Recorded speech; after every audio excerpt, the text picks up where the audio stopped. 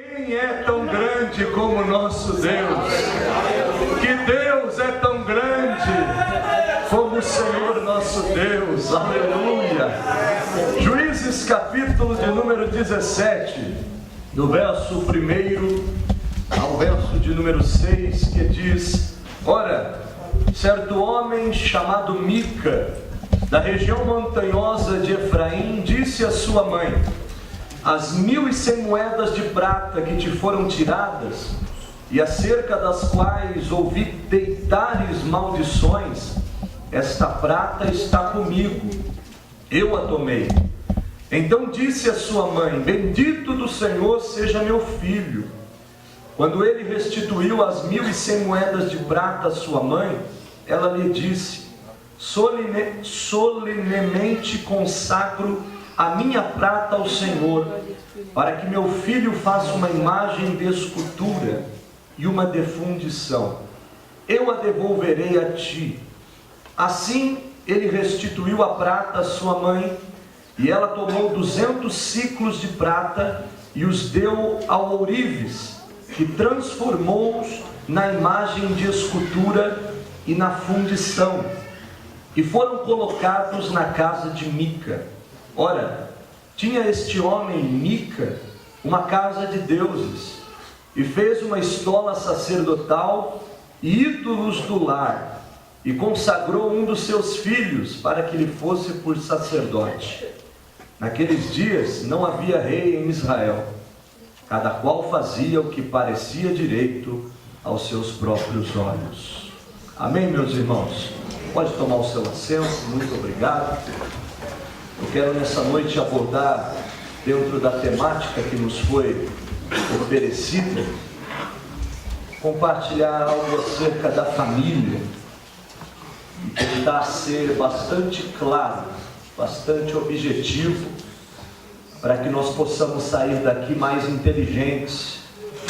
Eu tive um pastor que me falava sempre isso. Ele falou: Diego, é muito bom sair mais espiritual, mas também é bom sair mais inteligente.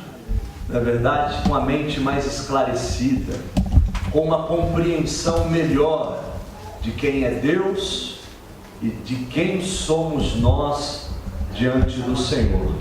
Meus irmãos, quando Deus, ou melhor, assim como Deus criou o homem, e do homem criou a mulher, o Senhor também instituiu o casamento como base original para o surgimento da família.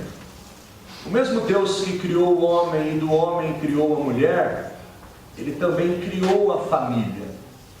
Nós ouvimos alguns louvores, e um em especial disse que a família é uma obra-prima de Deus. Deus criou, estava no seu coração. A família é um projeto de Deus. A família não é obra da cultura. A família não é resultado do surgimento das pessoas. A família é um projeto de Deus. A família foi constituída pelo Criador dos céus e da terra. Eu gostaria de usar uma expressão aqui para que você entenda a dimensão. O mesmo Deus que criou o universo, criou a família. O mesmo Deus que deu nome a todas as estrelas, Ele criou a família. O mesmo Deus que a Bíblia diz que o céu não pode contê-lo, nem a terra. Um Deus que não está em todos os lugares, pois todos os lugares estão nele. Você entende isso? Quando nós falamos que Deus é onipresente, nós não estamos dizendo que Deus está no universo. O universo não, Deus não cabe no universo. Ser onipresente é tudo estar nele. Os céus estão em Deus, a terra está em Deus. Não se escandalize, até o inferno está em Deus, porque Ele é o Criador de tudo e de todas as coisas. Esse Deus tão grande, tão incrível, foi o mesmo Deus que resolveu criar a família. Então a família para Deus tem a mesma importância que tem o universo. A família tem o mesmo peso que tem todos os planetas e todas as estrelas do universo. Eu vou mais além para que você possa pensar, refletir. Quando Deus veio a este mundo, quando Deus se fez homem, porque Jesus não é saindo de Deus, Ele é o próprio Deus, Ele é o Deus se fazendo. Deus estava em Cristo, isso é fantástico. O Verbo era Deus, eu e o Pai somos um, isso é incrível. Esse mesmo Deus, esse Senhor, que poderia ter vindo ao mundo, montado numa nuvem, em um cavalo branco, de tantas formas, Ele decide, por escolha, nascer em um ambiente familiar. Já parou para pensar nisso? Que Jesus poderia ter vindo ao mundo da forma que Ele quisesse. Deus poderia ter se manifestado da forma que Ele quisesse. Mas Deus resolveu existir 9 meses no ventre de uma mulher. Uma adolescente judia, talvez com seus 14, 15, 16 anos. 9 meses, resolveu ser criança. Resolveu chamar um homem de Abba até os seus 14 anos. Resolveu ter uma mãe. Resolveu ter irmãos, porque a Bíblia diz que ele tinha irmãos. Resolveu exercer o trabalho do seu pai na terra. Era carpinteiro, o pai ensinava o filho a sua própria profissão. Eu acho isso fantástico, de um Deus tão grande, um Deus tão Senhor, e que valoriza tanto a família. Se Deus valoriza a família dessa forma, irmãos, talvez nós devêssemos valorizar um pouquinho mais esta obra-prima que o Senhor criou. Quantos podem glorificar a Deus por essa verdade? Glória a Deus. A família, ela é por definição o berço e a base da sociedade. A sociedade é constituída de famílias. Ela não é constituída de nações, de povos. Ela é constituída de famílias. Famílias constituem povos, povos constituem nações, nações constituem o mundo. Mas o berço de tudo isso, a origem, o início de tudo isso é a família. Quando o homem e a mulher pecaram, meus irmãos, caíram, desobedeceram a Deus, não apenas eles, mas toda a sua descendência, toda a raça humana foi separada de Deus. Quem está me ouvindo? Diga amém. Amém. Toda a descendência do homem foi afastada da presença de Deus, foi transformada, foi modificada, foi alterada, foi corrompida. Se você quiser ler comigo em Gênesis capítulo 5, eu gostaria que você estivesse com a Bíblia em mãos, e ao invés de citar, eu gostaria que você lesse comigo. Nós temos tempo para isso. Eu não estou com pressa, você também não, né? Porque às vezes a gente começa a pregar e parece que já dá uma ansiedade, e a ansiedade nem começou e já quer terminar. Vamos devagar, que Deus vai falar para a gente. Gênesis 5, verso 1, olha o que diz. Esse é o livro das gerações de Adão. No dia em que Deus criou o homem, a semelhança de Deus o fez. Então Adão era a semelhança de Deus. Macho e fêmea os criou e os abençoou, e os chamou pelo nome de homem no dia em que foram criados. Mas olha o verso 3. Adão viveu 130 anos e gerou um filho à sua semelhança, e conforme a sua própria imagem, e colocou-lhe o nome de Sete. Adão foi feito à imagem de Deus. Sete foi feito à imagem de Adão. O homem perdeu a imagem de Deus. O homem foi separado. Romanos 3:23 diz que todos pecaram. Todos, toda a raça humana, desde Adão caído até aqueles que ainda haverão de existir na terra, todos pecaram e destituídos estão da glória de Deus. O homem não é mais a imagem de Deus.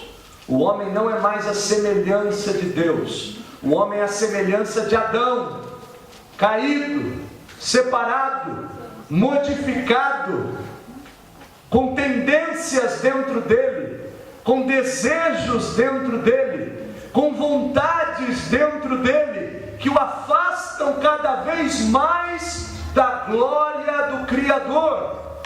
Quem está comigo, diga amém. Amém. Quando o homem e a mulher pecam, toda essa descendência se desenvolve separada da presença de Deus. Nós temos que entender, irmãos, que a família também sofreu uma alteração. Mas quando nós dizemos que Deus não desistiu do homem, nós também precisamos entender que Deus não desistiu da família. Eu vou repetir isso, que eu quero que você grave. O mesmo Deus que nós pregadores pregamos, gritamos, gesticulamos, alguns até babam, né? Deus não desistiu. Deus não desistiu da sua família, porque a família também é criação de Deus. A família é obra de Deus. Pregador, você tem algum exemplo para me dar? Tenho, o da Bíblia. Quando a história se desenvolve e chega ali em Gênesis 6, 10 gerações depois de Adão, a Bíblia vai dizer em Gênesis 6, 17 e 18, que o Senhor achou graça em um homem chamado Noé. Descanso de Deus, Noé. Mas quando Deus vai fazer uma aliança com Noé, presbítero Paulo, ele faz uma aliança com Noé e com a sua casa. Isso é fantástico. Olha o que diz o verso 17 do capítulo 6 de Gênesis: eu trago o dilúvio sobre a terra. Ou seja, vai chover e nunca choveu. Porque em Gênesis 1 a Bíblia diz que Deus fez separação entre as águas, debaixo e acima do firmamento. Só para pensar, eu gosto de fazer você pensar. Isso nos dá a entender que tinha água lá em cima. Tinha um oceano aqui embaixo e tinha um oceano lá em cima. E quando Deus manda o dilúvio, é como se uma bolha tivesse estourado sobre a terra. E toda aquela água que estava acima do firmamento veio poderosamente, com força, sobre os 4 cantos da terra. Mas se você acredita que foi regional, eu não vou discutir teologia com você. O dilúvio vem, o povo não acredita, mas Deus faz uma aliança com Noé e com sua família. Eu trago o dilúvio para destruir tudo que tem vida debaixo dos céus. Tudo que é na terra expirará, mas contigo estabelecerei a minha aliança, e entrarás na arca tu e contigo teus filhos, a tua mulher e a mulher dos teus filhos. Deus foi tão bonzinho aqui que até os agregados entraram. Que maravilha, né? Falou, vai entrar todo mundo, você e a sua família. Deus fez uma aliança, irmãos. Porque o Deus que não desistiu do homem caído, Ele também não desistiu da família do homem caído.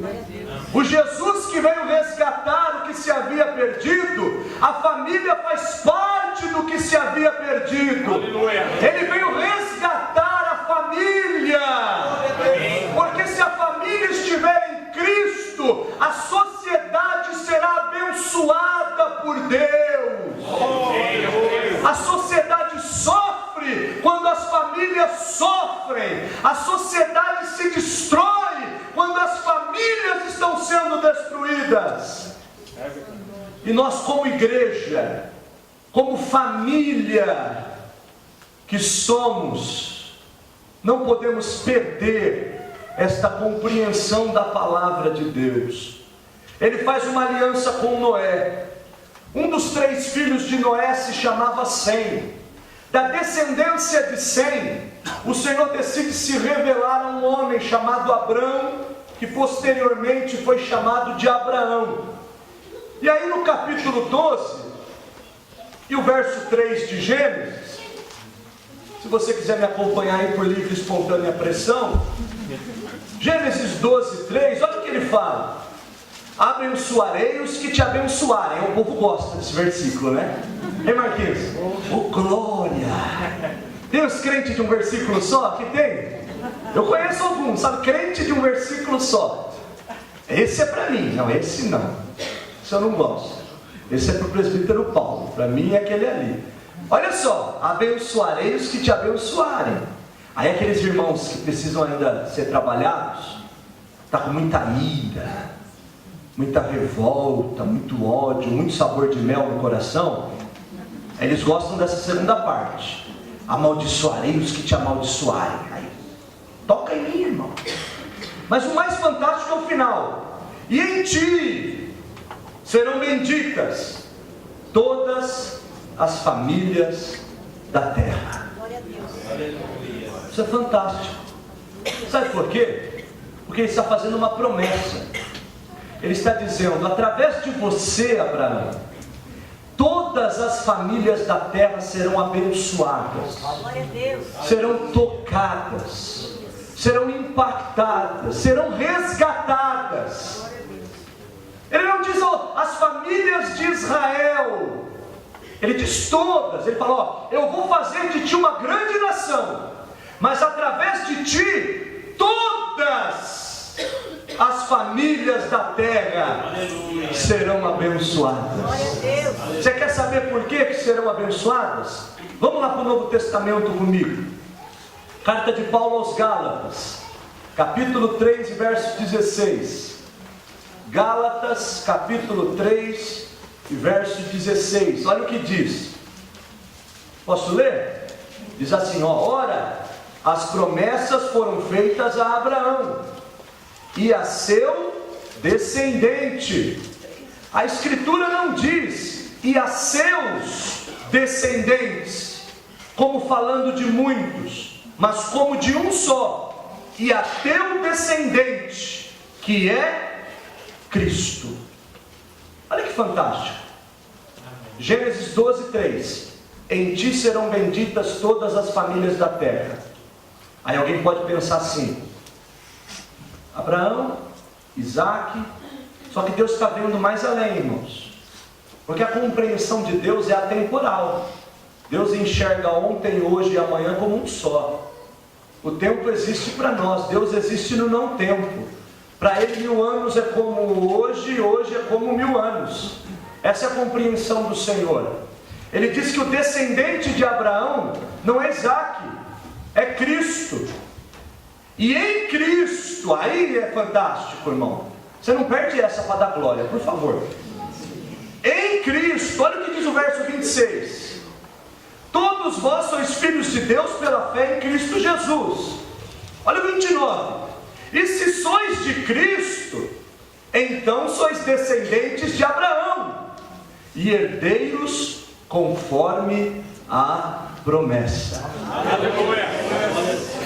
Você não perdeu não, né? Em ti serão benditas todas as famílias da terra. Em Abraão? Não, no descendente dele. Isaac? Também não. Que descendente? Jesus!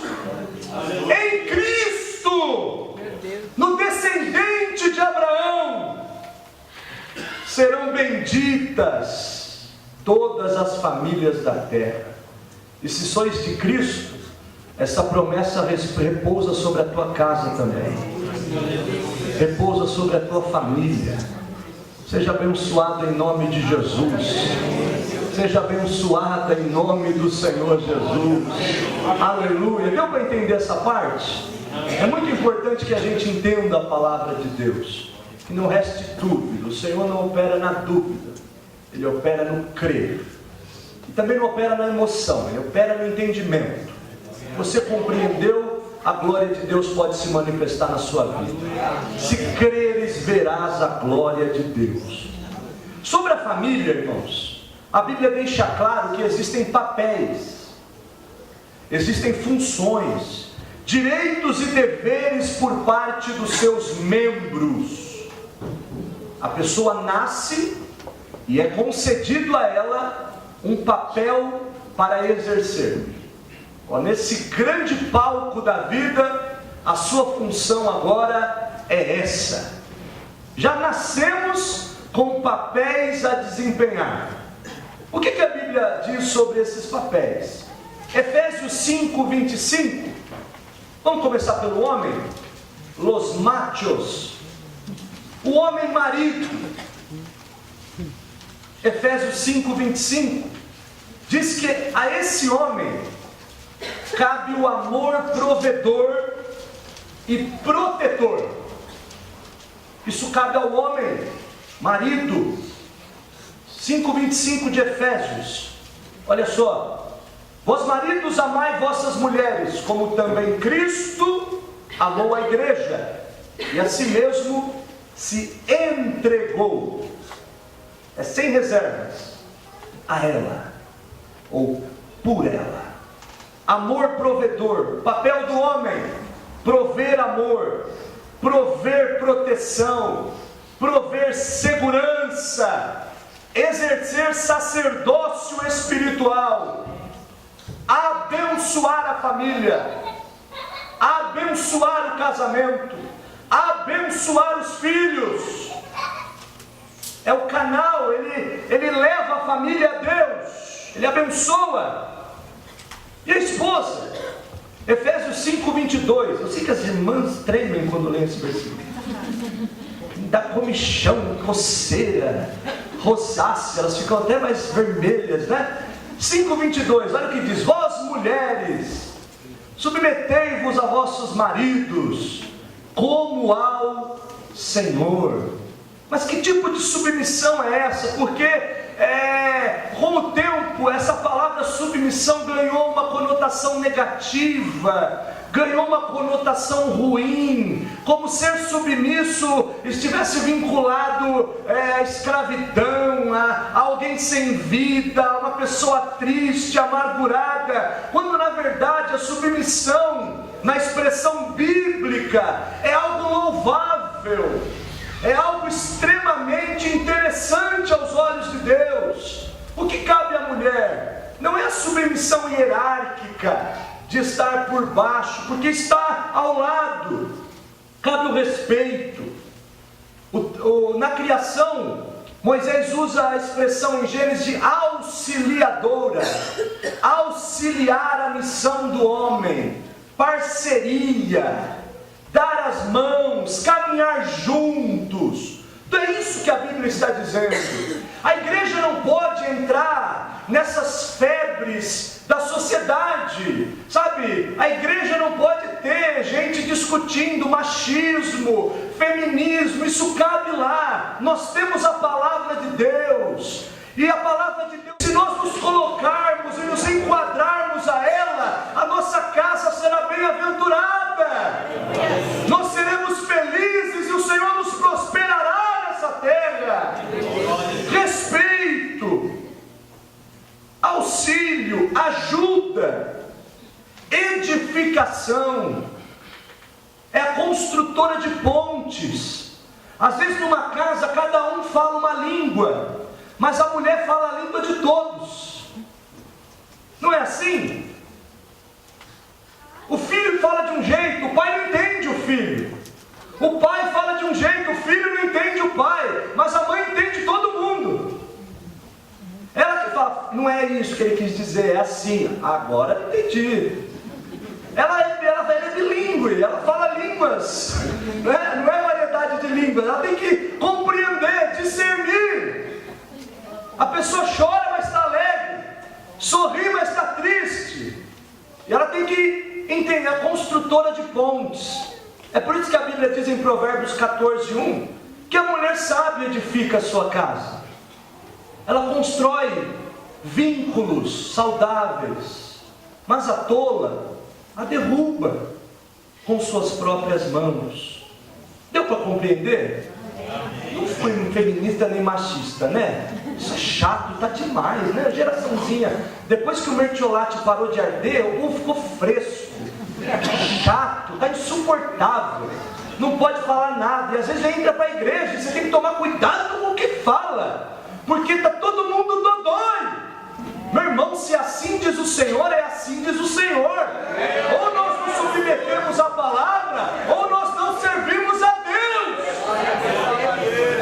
Quem é de Deus, ouve a palavra de Deus. Glória a Jesus por isso. Mas aí, esse homem que é marido, essa mulher que é esposa, em um certo momento da vida é promovido. E eles viram pais. E o que eu acho interessante é que quando o homem vira pai, ele não deixa de ser marido. Quando você ganha um novo papel, você não perde o primeiro, agora você tem dois. É aí que está o negócio. Agora eu sou mãe, mas também é esposa. Não dá para abrir mão de um e fazer o outro. É um novo papel. Agora você exerce dois papéis nesse palco da vida. Direitos e deveres, responsabilidades, princípios e valores. Glória ao nome de Jesus. O que cabe aos pais, essas figuras tão bondosas e maravilhosas? Cabe o exemplo, cabe a criação, cabe a ajuda na construção da identidade dos seus filhos. O que diz Efésios 6:4? Olha lá. Efésios 6:4. E vós, pais, não provoqueis a ira a vossos filhos, mas criai-os na disciplina e instrução do Senhor. Amém. Não fale o que você não faz. Não crie na mente do seu filho uma identidade confusa.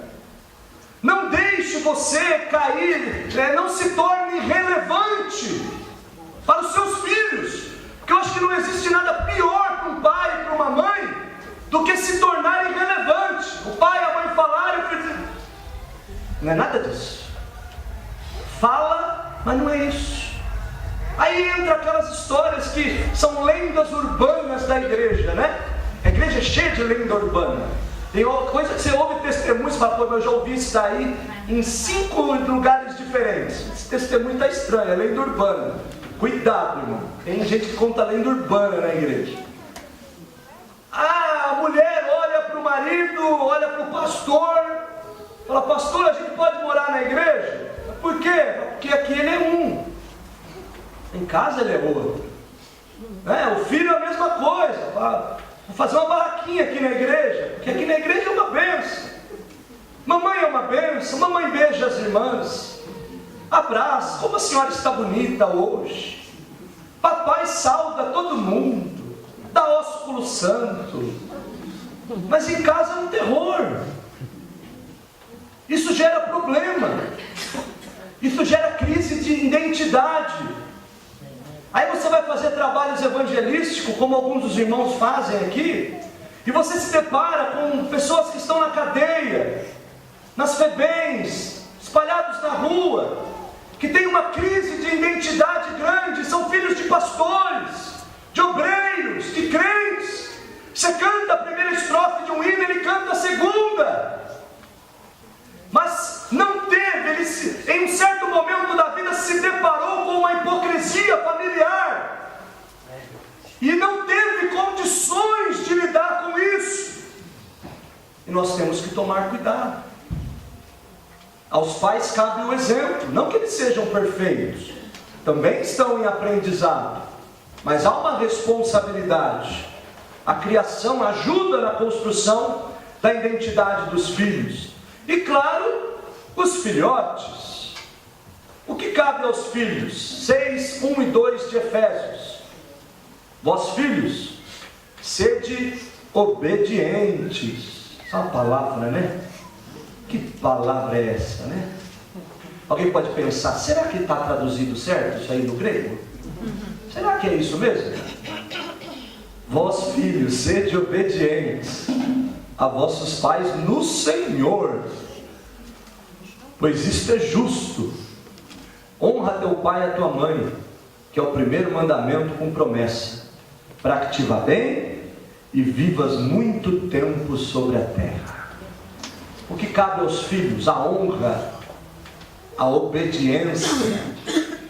Não é aquela coisa cega, irmãos, porque existem pais que são maus, que são ruins, que machucam, que torturam, que violentam. Não é isso que eu estou falando, de aceitar o que não é justo. No Senhor, aquilo que é justo ao Senhor, se submeta, obedeça. Eu ouvi uma expressão que eu achei fantástica, de um catecismo da época da Reforma Protestante, que diz que honrar pai e mãe é melhorar a imagem deles na próxima geração. Eu achei isso fantástico. É quando eu tiver o meu filho, ser para ele um pai melhor do que o meu foi para mim. Fazendo isso, eu estou honrando a memória do meu pai. Sendo uma mãe melhor do que a que eu tive.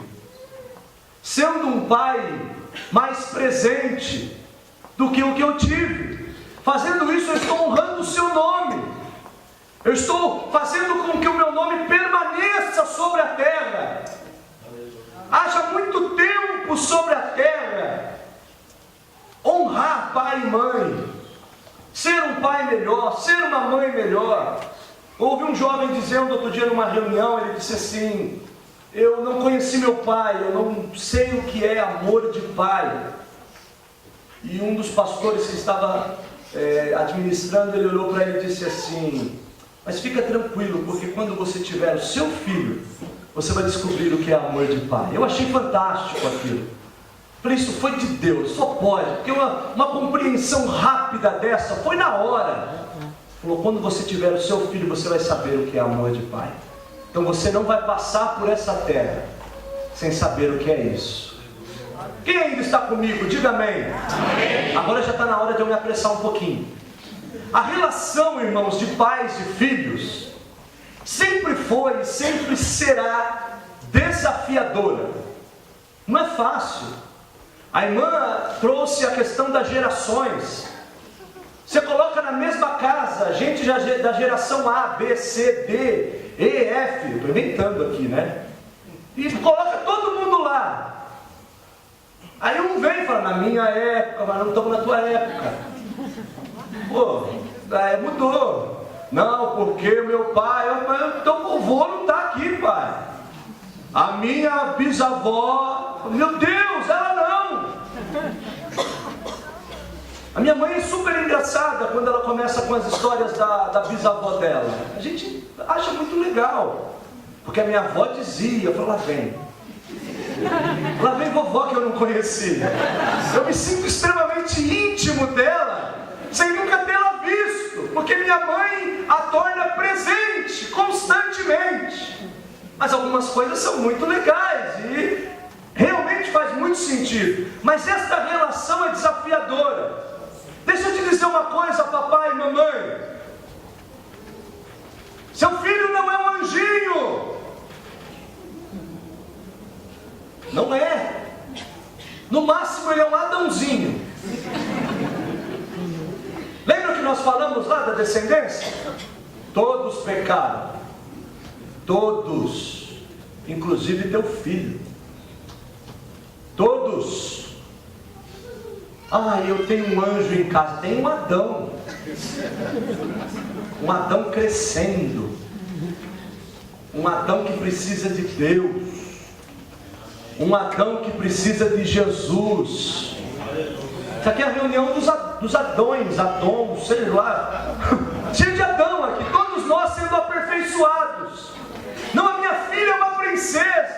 está mais para uma Evinha. Caída também, destituída da glória de Deus, que precisa de Jesus também. Passou a fase da inocência, irmão, e é Deus que conhece que fase é essa. Precisa de Jesus, porque aquele que não nasceu de novo não pode ver o reino de Deus. Não é um anjinho, é um Adãozinho, é uma Evinha, é mais um dos que foram expulsos do jardim. É uma turma grande expulsa do jardim, e cada vez maior.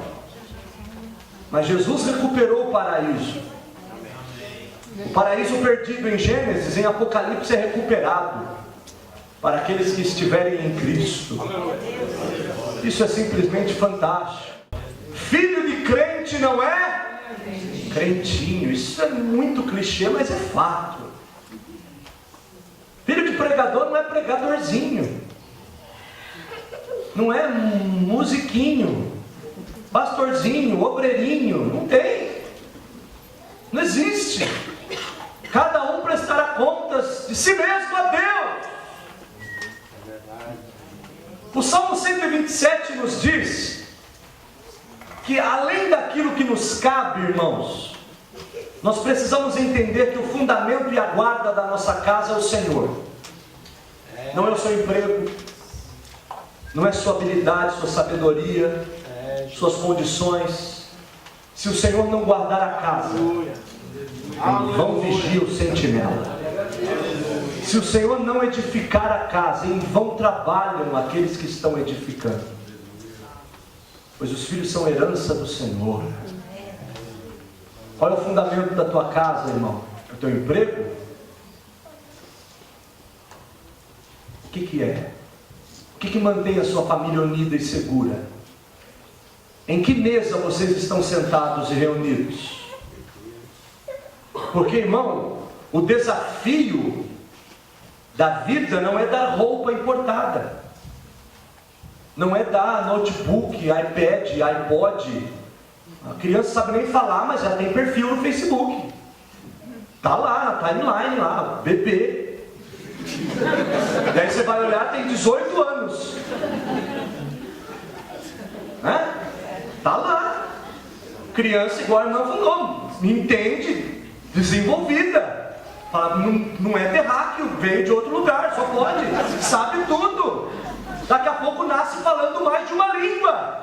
Não vai precisar, eu não faço propaganda, porque eu não ganho para isso, mas vai precisar nem ir fazer outra língua. Já nasce sabendo de tudo.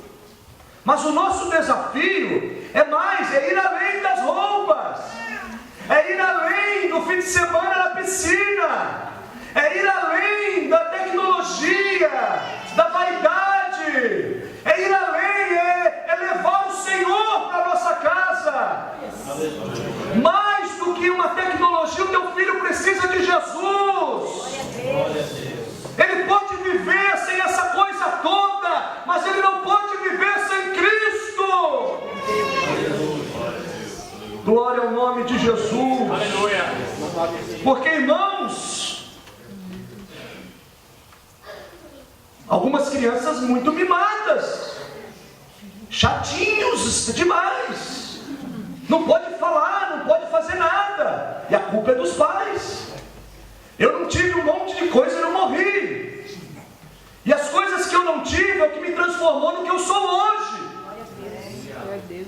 Não foi o que o meu pai me deu que fez de mim o que eu sou, foi o que ele não me deu. Você hoje é resultado do que não teve. É isso que desenvolveu o teu caráter. Eu andava nos Passat velho do meu pai, e conforme ele virava a curva, eu virava junto. Nunca quebrei nada. Mas hoje as crianças vêm equipadas. Eu não estou falando que não deve, é legal, tem que fazer. Mas, irmão, só falta embrulhar, é uma coisa demais. É exagero. Cresce um monstrinho. Ninguém aguenta com ele, só você. Ele chega na casa dos outros destruindo tudo. É um terror, irmão. Sabe aquele desenho do Ben 10?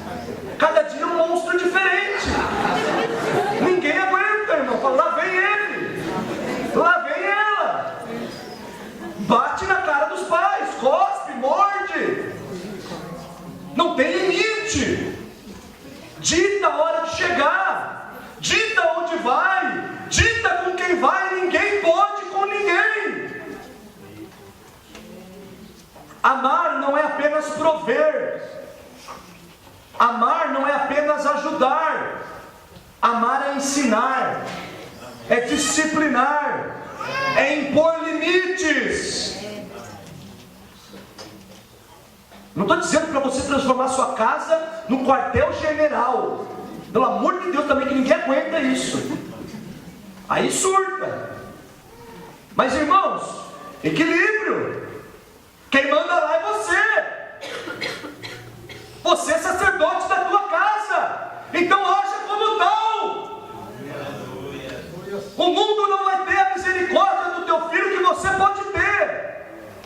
A polícia não vai passar a mão na cabeça dele. Então passe você ensinando e não bajulando ou dizendo amém para as coisas erradas. Disciplina. Provérbios 13, 24 diz que a vara é bênção. Então falar vara é perigoso. A disciplina, né? Disciplina, irmão. Corrige. Você fez errado. Não pode. Vai chorar. Mas impõe limite. Eu vivia de castigo, irmão, porque eu era insuportável. Ninguém me aguentava. Minha mãe foi no psicólogo lá, com 4 anos eu tinha. O psicólogo falou: esse menino precisa de um irmão. Ele está achando que o mundo gira em torno dele. Primeiro filho, primeiro neto do lado paterno. Danone que não acaba mais na geladeira. Eu estava insuportável. Aí nasceu meu irmão. E aí minha vida acabou. Brincadeira. Brincadeira, eu superei já isso. Eu fiz bastante terapia. Tá tudo bem. Vocês entenderam, irmão? O mundo não gira em torno de você, bonitinho. Você não é o centro do universo. O centro do universo é Cristo. Quantos podem adorar a Deus por essa verdade? Ensina o menino no caminho que deve andar. Ensina como tiver que ensinar, mas ensina. Porque ninguém vai lhe ensinar como você pode. O texto que nós lemos, para encerrarmos, conta uma história do período dos juízes. 3 a 4 séculos de história. Desde a morte de Josué até o início da monarquia em Israel com Saul. Período de apostasia, de idolatria, de abandono da lei, uma geração maluca. O termo mais comum de juízes é: naqueles dias não havia rei em Israel, e cada um fazia o que queria. Sabe como era lá na época dos juízes? Do jeito que está hoje. Ninguém vai se escandalizar, pô, não tem graça. Do jeito que está hoje, por aí. Todo mundo manda, aí todo mundo manda, não manda ninguém. Manda papagaio, cachorro manda. Eu tenho um mini pincher que acha que manda lá em casa. Ninguém pode com ele. Mas é um cachorro, não é meu filho. É filho dos meus pais. Deixa ele achar. Mas está bagunçado. Os papéis estão se invertendo. Nós já passamos pela fase do patriarcalismo. O homem. Aí veio a fase do matriarcalismo. Quem está comigo? Amém. Sabe que fase a gente está hoje? É o filiarcalismo. Eles mandam. Ela escolhe a roupa que ela quer pôr. Ele escolhe os lugares que ele quer ir. Eles escolhem onde vão congregar. E ninguém pode com eles. Um pastor contou uma história. Disse que aconteceu na igreja dele. Eu vou dar um exemplo aqui. Não me levem a mal. Aconteceu. Não é indireta, nada disso. Uma mocinha estava demais, sabe? A roupinha. Sabe? Estava muito. Estava estranho. E os meninos perceberam, porque eles são ligeiros. E aí o pastor também, que é ligeiro, às vezes a gente acha que não, mas o pastor sabe de tudo. Tinha a galeria da igreja. E ela gostava de ficar na galeria. E os meninos começaram a fazer reunião de oração embaixo da galeria. Mas como esses meninos estão avivados, tem alguma coisa errada. Eles não são assim, que eu conheço. O pastor pegou, percebeu. Ó, tá rolando isso aí. O pastor orou, fez jejum, subiu um monte, porque hoje para conversar com membros tem que pensar 10 vezes. Porque todo mundo é dono da razão. Foi conversar com o papai, com a mamãe, com a bonitinha, falou: filha, tá demais. Tá muito. Tá criando problema. Os meninos já são carnal, tão carnudo. Tá feio o negócio. Vamos, me ajuda, ajuda nós. O pai olhou para o pastor e falou assim: quem o senhor pensa que é? Quem o senhor pensa que é? Quem esse pastor acha que é? Quem esse gordinho pregando acha que é? Não é eu, irmão, é Deus. Não é o pastor, é o Senhor. Ele quer o melhor para a tua vida. Sabe, tenha bom senso, tenha equilíbrio. Seja uma pessoa moderada. Não dê motivo para esperar, eu não me importo. Pô, se importe, é chato. Quantos estão me ouvindo? Amém. Glória ao nome de Jesus. Era mais ou menos assim na época dos juízes. Aí esse texto apresenta uma família moradora de Efraim. Uma mãe e um filho chamado Mica e o filho de Mica. Vamos ser rápido aqui. Mica, um pai, um provável marido e também um filho. O texto vai dizer que ele roubou a própria mãe.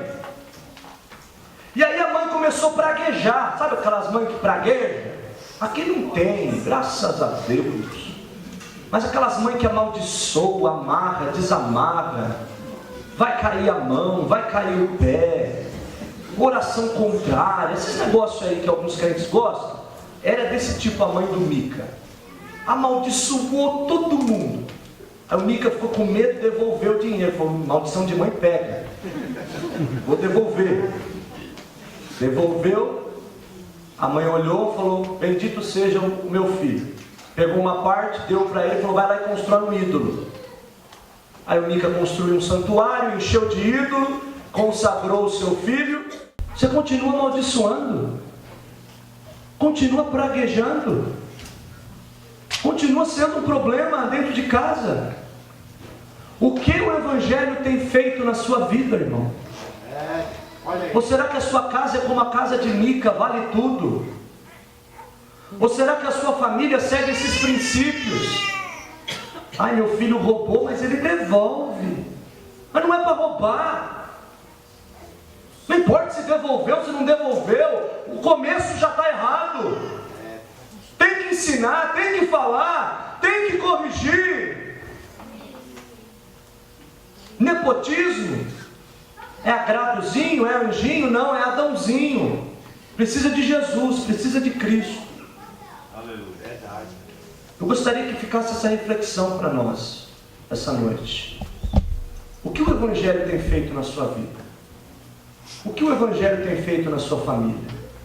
Ou a gente fala tanto de família, e você vai chegar em casa e vai brigar com o seu marido, vai brigar com o seu esposo, vai dar raquetada nas crianças. Porque tem casa que voa chinelo, voa sapato, voa bumerangue, voa tudo.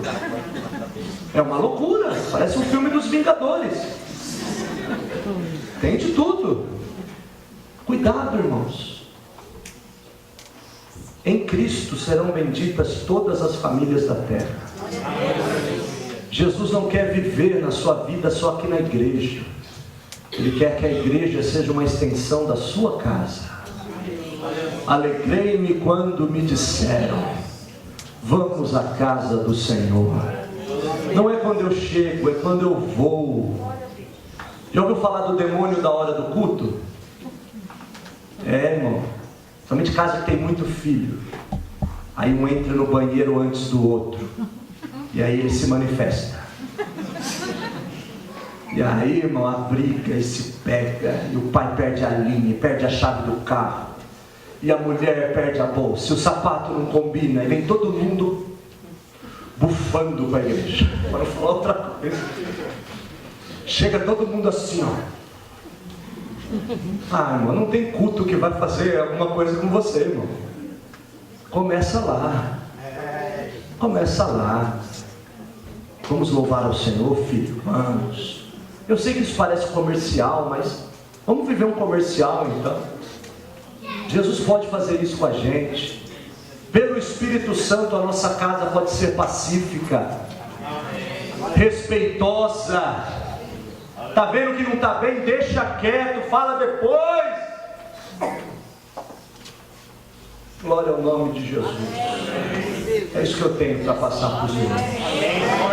Eu gostaria que você curvasse a sua cabeça um momento, antes de eu voltar a palavra a quem é de direito. Curva a sua cabeça um momento. Curva a sua cabeça.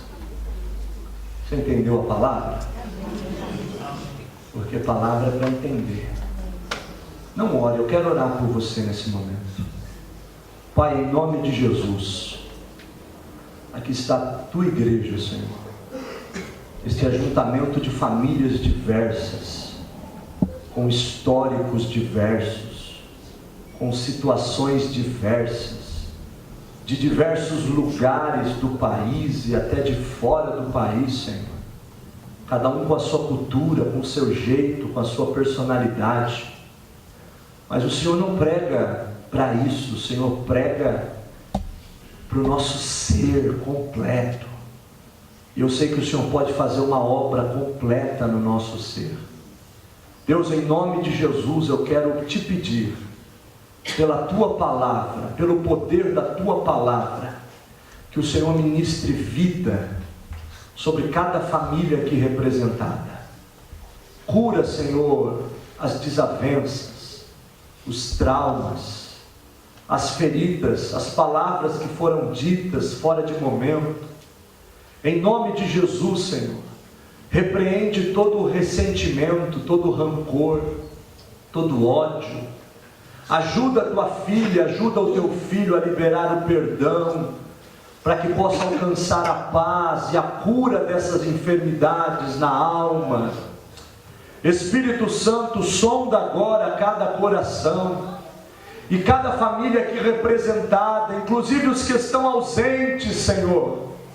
Opera um milagre nessa noite.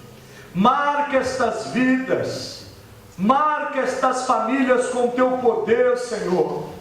Não porque eu falei alguma coisa, mas porque a tua palavra diz que eu diminua e o Senhor cresça, e que a sua glória se manifeste, não aqui agora, mas ao longo da vida e da caminhada dos teus filhos, Senhor. Que eles possam chegar em casa não emocionados, mas edificados e fortalecidos e confrontados para uma vida diferente, para uma vida em novidade no Senhor. Todo mal que tem afligido essas famílias, como ministro do Senhor, eu repreendo agora, pelo poder do nome de Jesus. E eu declaro que em Cristo, todas as famílias aqui representadas, elas são abençoadas, para a glória do teu nome, em nome de Jesus. Amém e amém. Quem puder, aplauda o Senhor Jesus.